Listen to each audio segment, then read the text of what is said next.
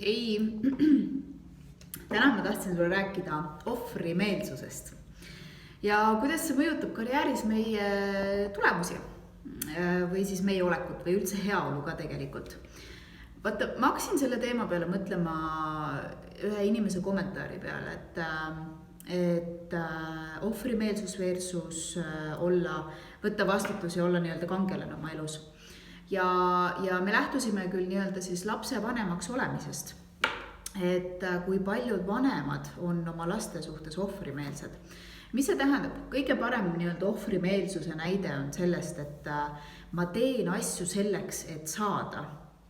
Aga see ongi see, et ma olen ohvri rollis.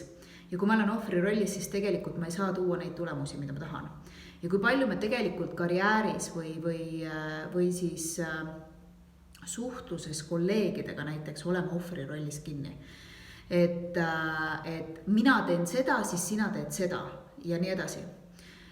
Aga vaata, sul on sellega pidevalt mingisugused ootused ja kui ootusi ei täidata või ei täitu need ootused, mis mul sellega mõttega kaasas käivad, siis on see teema, et me ärritume, me solvume, me oleme pettunud, rahulolematud ja nii edasi, nii edasi, nii edasi. Mis sellisel juhul teha, et tulla sellest ohvrimeelsusest välja? Me oleme kõik, me keegi ei ole täiuslik, me kõik oleme mingis etapis kusagil, mingis eluvaldkonnas ohvri rollis. Aga mida sellises olukorras teha, et kõigepealt on märgata üldse need kohad, kus sa oled ohvri rollis. Kas see on suhtes oma elukaaslasega, kas see on suhtes oma lastega, kas see on suhtes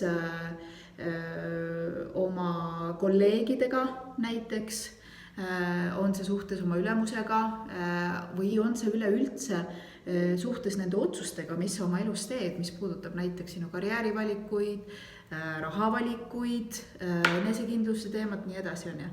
Et kus kohas sa oled ohvri rollis? Ja järgmine mõte, ehk siis see esimene samm on see märkamine. Teine on see, et mida ma saan teha, et tulla sellest ohvri rollist välja. Mida mina veel teen on see, et ma analüüsin, miks ma üldse olen ohvri rollis, et kust see tuleb, et ma olen ennast paigutanud siin ohvri rolli, et näed, just kui minust midagi ei sõltu.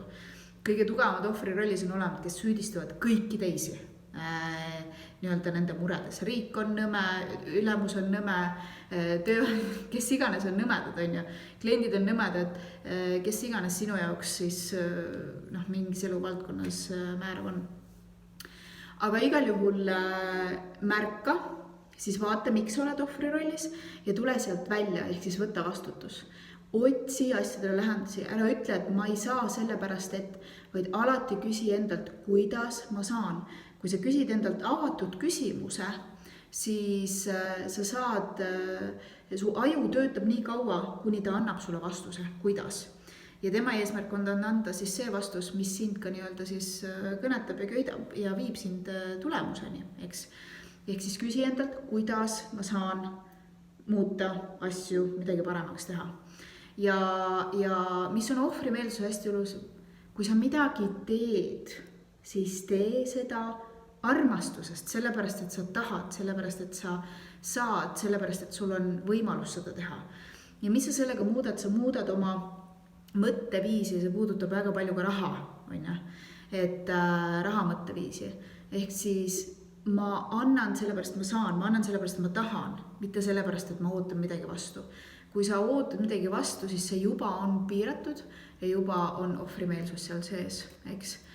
Ehk siis märka, kus sa oled ohver, küsi endalt, miks sa üldse oled selles ohvri rollis ja hakka endalt küsima, kuidas, mitte kas, vaid kuidas leiad lahendusi, eks, ja anna sellepärast, et sa saad, sa tahad ja sulle meeldib seda teha. Kui ei meeldi, siis muuda midagi enda elus, eks. Ma soovin sulle ilusat juulikuu jätku, ilusat alanud nädalat ja järgmiste kohtumisteni. Tšau, tšau!